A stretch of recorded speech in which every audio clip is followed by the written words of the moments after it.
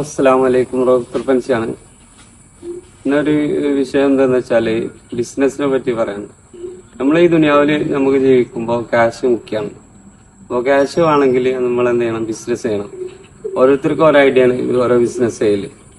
പലരും പല ബിസിനസ് ചെയ്യും. ചിലവർ കച്ചവടങ്ങളും, ചിലവര് വേറെ എന്തെങ്കിലും പരിപാടി, മാർക്കറ്റിങ്, അതേമാതിരി കമ്പനിന്റെ ബിസിനസ്, അതേമാതിരി ഓരോ ബിസിനസ് എന്നെ തീരൂല.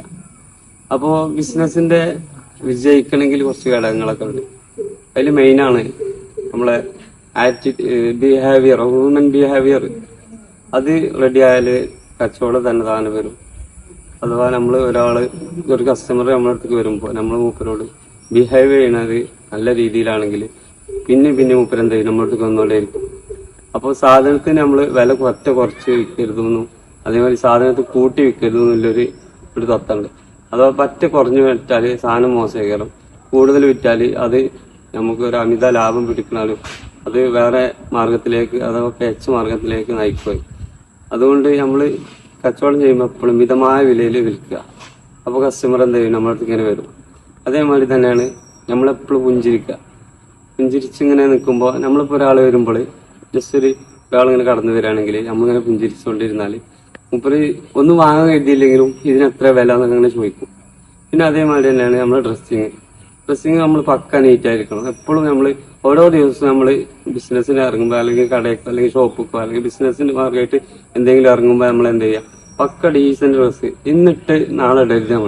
നമ്മൾ ഓരോ ദിവസം ഓരോരോ ഡ്രസ്സ് ഇട്ടാൽ എന്താ വെച്ചാൽ വരുന്നവർക്ക് ഒരു അട്രാക്ഷൻ ഉണ്ടാവും. അപ്പോൾ അതിലൊന്ന് എന്തായാലും കച്ചവടം നമുക്ക് കാണാം. പിന്നെ അതേമാതിരി കുറേ പറയാനുണ്ട് ബിസിനസിനെ പറ്റി, കുറേ പറയാനുണ്ട്. പറഞ്ഞാൽ തീരൂല. ഒരു മണിക്കൂർ പറഞ്ഞാലും ഒരു ദിവസം പറഞ്ഞാലും തീരൂല. പക്ഷെ നമ്മൾ ചുരുക്കാണ്. പിന്നെ അതേമാതിരി നമ്മൾ ദയവ് ചെയ്ത് എല്ലാ കടയിലും അങ്ങനെ കാണും, ദയവായി കടം പറയരുത്. കടം ഉണ്ടെങ്കിലേ ഒരു ബിസിനസ് വിജയിക്കുള്ളൂ, കടം കൊടുക്കുകയാണെങ്കിൽ. കാരണം എന്താണോ, ഓർക്ക് വില പ്രശ്നം ഉണ്ടാവില്ല. ഇപ്പോൾ 100 റുപ്യേന്റെ സാധനം നമ്മൾ കൊടുക്കുകയാണെങ്കിൽ ഒരു 110 ആക്കിയാലും കടം കൊടുക്കുകയാണെങ്കിൽ ആ 10 റുപ്യ നമുക്ക് കിട്ടുകയാണ്. ഓലെന്തായാലും തരും. തരാത്തോല് എന്താവില്ല, വരൂല. 100 ആളുണ്ടെങ്കിൽ ഒരാൾ തരാതൊക്കെയുള്ളൂ. അപ്പോൾ ദയവ് ചെയ്ത് കടം പറയരുത് എന്നുള്ള ആ ഒരു തത്വം എല്ലാവരും മാറ്റണം. അപ്പോൾ പല കടകളിലും നമ്മൾ ചെല്ലുമ്പോൾ കാണും വലിയ അക്ഷരത്തിൽ സോറി, കടം പറയും പ്ലീസ് ഒക്കെ പറഞ്ഞിട്ട് കടം പറയരുത്. അങ്ങനെ എഴുതിക്കുമ്പോൾ ഈ കടന്റെ അടുത്ത് ഒരു 500 റുപ്യ കമ്മിയാണെങ്കിൽ ഞാൻ അങ്ങോട്ട് ചെല്ലുമ്പോൾ പിന്നെ ഞാൻ എന്ത് ചെയ്യണം? ഇത് കാണുമ്പോൾ അങ്ങോട്ട് പോരാണ്. അപ്പോൾ ആ ഒരു 500 റുപ്യക്ക് വേണ്ടിയാണ് നമ്മൾ 10,000 കളയുന്നത്. അപ്പോൾ ഇത്രയും പറഞ്ഞുകൊണ്ട് നമ്മൾ നിർത്താണ്. നമ്മൾ ചെറിയൊരു ടിപ്സാണ്, നിങ്ങൾക്ക് സ്വീകരിക്കുക എന്നുള്ളൊരു ഓപ്ഷൻ നമ്മൾ വെക്കുകയാണ്. നിങ്ങൾ സപ്പോർട്ട് ചെയ്യുന്നില്ല പ്രതീക്ഷയോടുകൂടി ഞാൻ നിർത്തുന്നു. അസ്സലാമു അലൈക്കും.